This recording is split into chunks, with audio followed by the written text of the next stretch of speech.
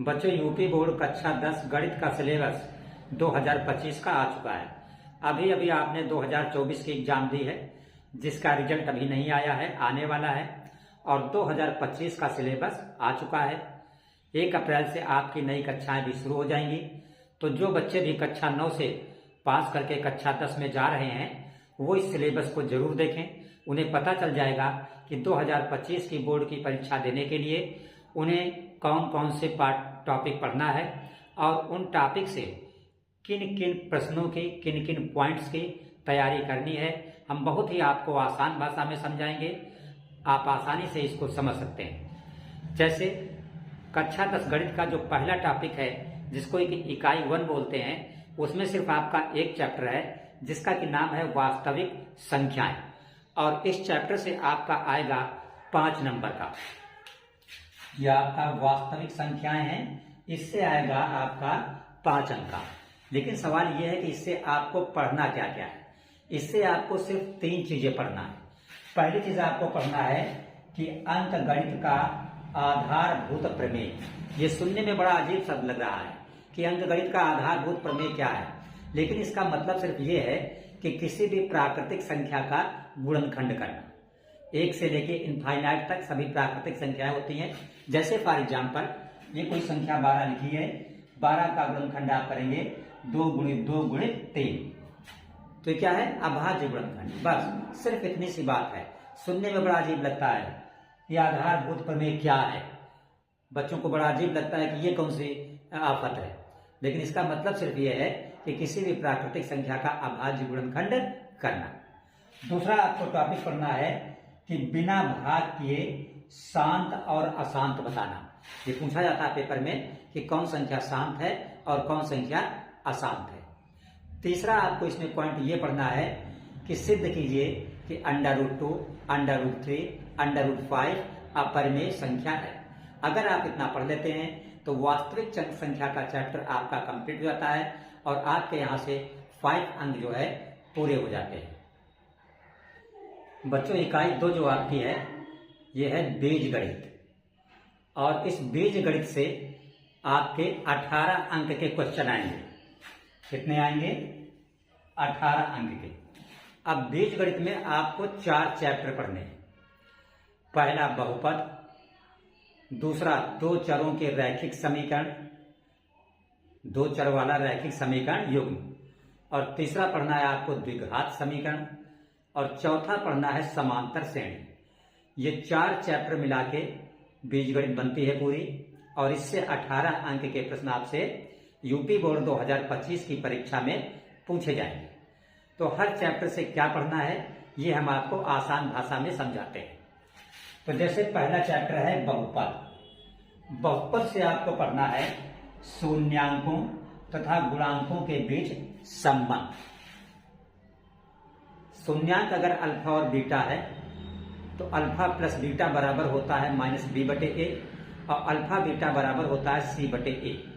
जहां पर a होता है x² का गुणांक, b होता है x का गुणांक, और c होता है आपका अचर पद।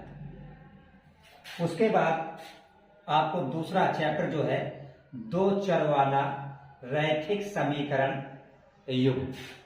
इस चैप्टर से सिर्फ आपको 2 पॉइंट पढ़ने हैं कि किसी भी समीकरण निकाय को या समीकरण युग्म को, मतलब अगर 2 समीकरण दिए हुए हैं तो उन्हें कैसे हल करते हैं। तो उनके हल करने की आपके सिलेबस में, पाठ्यक्रम में सिर्फ 2 विधियां हैं जो बोर्ड एग्जाम 2025 में पूछी जाएंगी। तो पहली विधि है आपकी विलोपन विधि और दूसरी है विस्थापन विधि। उसके बाद जो तीसरा चैप्टर आपका है बीजगणित का, जिसका कि नाम है द्विघात समीकरण। तो द्विघात समीकरण से आपको 3 बातें पढ़नी है। पहला, किसी भी द्विघात समीकरण का विविक्तकर ज्ञात करना। विविक्तकर का मतलब d, जिसका सूत्र होता है d बराबर b² - 4ac। ये d विविक्तकर होता है और इसका सूत्र होता है d बराबर b² - 4ac। ये d ज्ञात करना आपसे पूछा जाएगा। और फिर ये पूछ सकते हैं कि बताइए मूलों की प्रकृति क्या है। जिसे हम मूल कहते हैं उसे ही शून्यक भी कहा जाता है।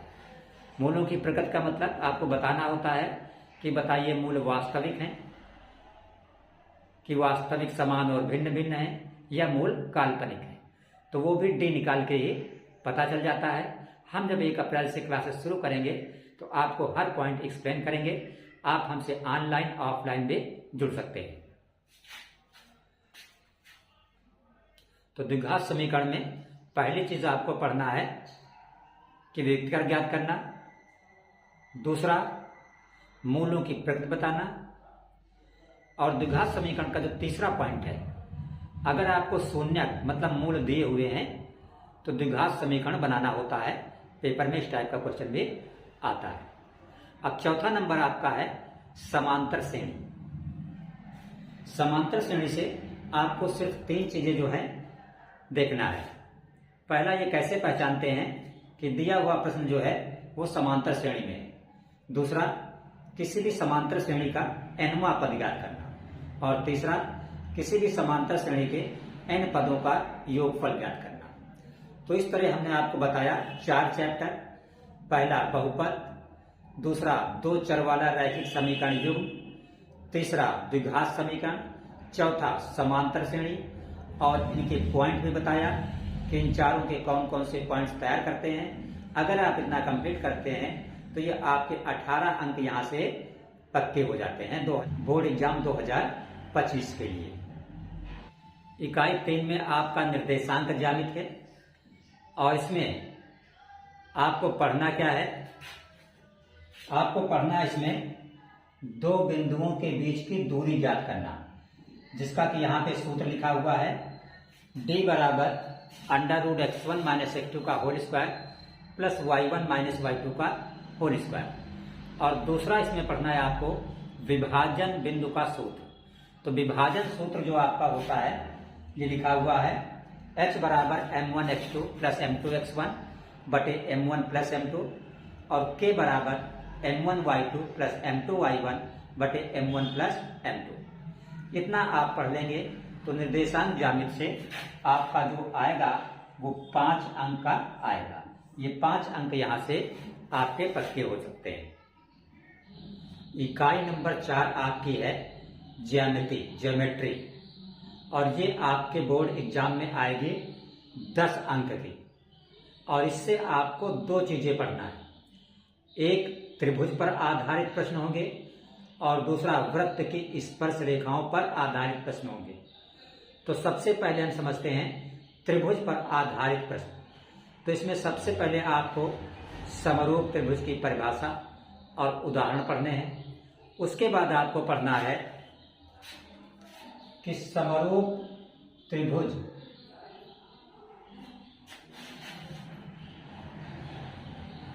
उसके बाद आपको पढ़ना है कि त्रिभुज की एक भुजा के समांतर खींची गई रेखा शेष 2 भुजाओं को समान अनुपात में विभाजित करती है। फिर उसके बाद आपको पढ़ना है इसी का अपोजिट का मतलब कि अगर किसी त्रिभुज में कोई रेखा 2 भुजाओं को समान अनुपात में विभाजित करती है तो वह तीसरी भुजा के भी समांतर होगी। उसके बाद आपको पढ़ना है इसमें कि यदि 2 त्रिभुजों में संगत भुजाओं का एक युग्म अनुपातिक हो, अनुपातिक का मतलब 2 त्रिभुज ऐसे हों जिनमें संगत भुजाओं का अनुपात जो है समान हो, और अंतरित कोण बराबर हो, तो त्रिभुज जो है समरूप होते हैं। इस चीज को आप चित्र से समझ सकते हैं। यहां से आप एग्जाम्पल में समझ सकते हैं कि जैसे देखिए AB जो है इसके संगत कौन सी भुजा है? DE। AB हमने 3 ली है और DE हमने 6 ली है, तो 3/6 बराबर हो गया 1/2। BC कितनी है? 2, और BC के संगत है EF कितनी ली है? 4, तो 2/4 बराबर भी होता 1/2। अब आप देख रहे हैं अनुपात जो है वो बराबर है, मतलब AB/DE बराबर है BC/DE। EF के, और अंतरित कोण का मतलब कि इन दोनों के बीच बना कोण। देखिए B भी 50 अंश है, E भी 50 अंश है, B बराबर E। अगर ऐसी कंडीशन है दो त्रिभुजों में, तो उसी को कहा जाता है कि यदि दो त्रिभुजों में संगत भुजाओं का एक युग्म अनुपातिक हो और अंतरित कोण बराबर हो, तो त्रिभुज कैसे होते हैं? समरूप होते हैं। तो यहाँ पे ये जो त्रिभुज ABC है, ये क्या होगा? समरूप होगा। ये समरूप का चिन्ह होता है किसके? DEF के, त्रिभुज DEF के।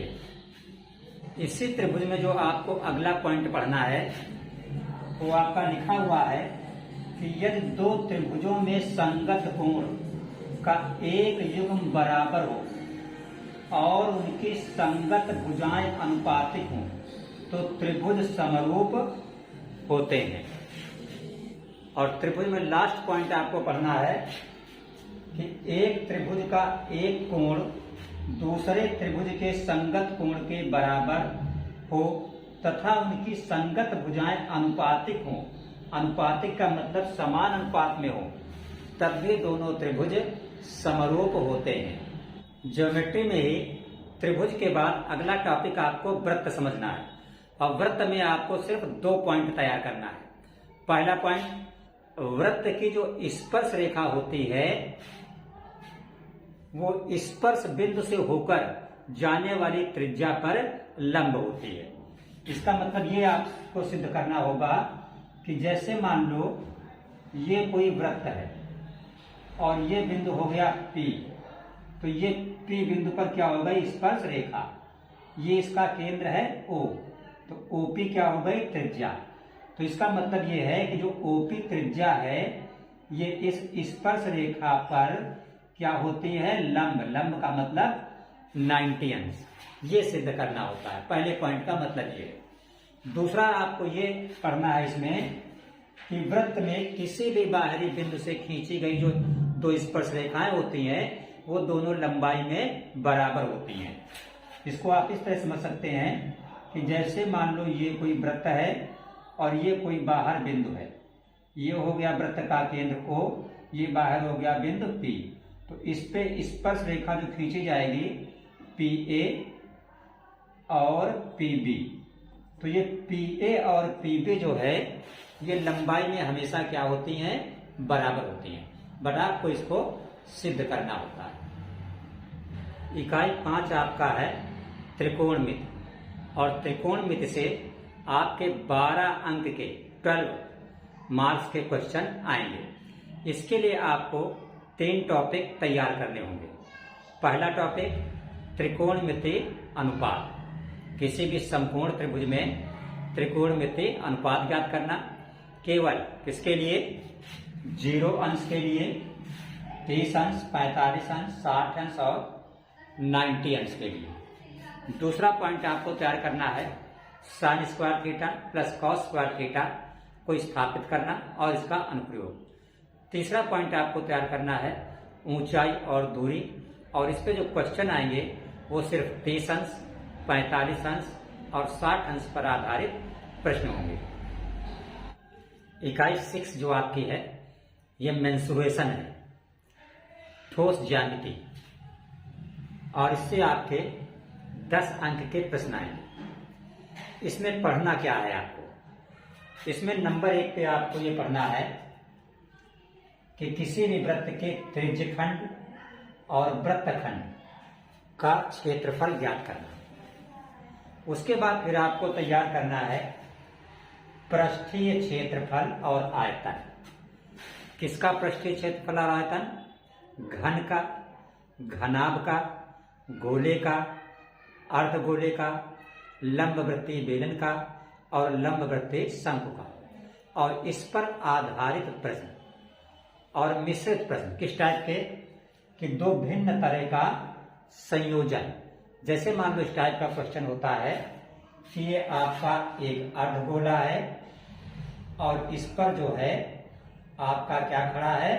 शंकु टाइप में कोई खिलौना खड़ा है। तो ये शंकु हो गया, ये अर्धगोला हो गया। तो ये क्या हो गया? ये इस टाइप का 2 भिन्न तरह का संयोजन। तो इसमें टोटल आपका कुल पृष्ठीय क्षेत्रफल निकालना होता है और कुल आयतन निकालना होता है। तो मैथ की जो लास्ट इकाई है उसका नाम है सांख्यिकी तथा प्रायिकता। तो इसमें सांख्यिकी और प्रायिकता नाम के 2 चैप्टर हैं जिनसे मिला के कुल 10 अंक के प्रश्न बोर्ड एग्जाम में पूछे जाएंगे। तो सांख्यिकी से आपको क्या पढ़ना है? सांख्यिकी से आपको पढ़ना है जो वर्गीकृत आंकड़े होते हैं उन पर आधारित सवाल आएंगे। माध्य ज्ञात करना, मध्यिका ज्ञात करना और बहुलक ज्ञात करना। वर्गीकृत आंकड़े का मतलब होता है कि पेपर में इस टाइप दिया होगा, इधर जैसे ये 0 से 10, 10 से 20, 20 से 30 वर्ग अंतराल और इधर बारंबारता होगी 3, 5, 6। ये मतलब होता है वर्गीकृत आंकड़ों का। प्रायिकता में आपको सिर्फ पढ़ना है प्रायिकता की सैद्धांतिक परिभाषा और एकल घटना पर आधारित प्रश्न। तो ये था मैथ का 2025 का यूपी बोर्ड का पेपर का पाठ्यक्रम। इसी तरह हम आपको विज्ञान का, अंग्रेजी का, हिंदी का और सामाजिक विज्ञान पेपर का 2025 का पाठ्यक्रम आप लोगों के लिए उपलब्ध कराएंगे। इसलिए चैनल को सब्सक्राइब आप अवश्य कर लें ताकि हर जानकारी आप तक पहुंचती रहे।